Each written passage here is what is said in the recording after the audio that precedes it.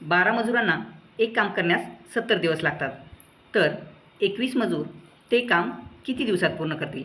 आता सूत्र पहा, M1 D1 बरोबर M2 D2.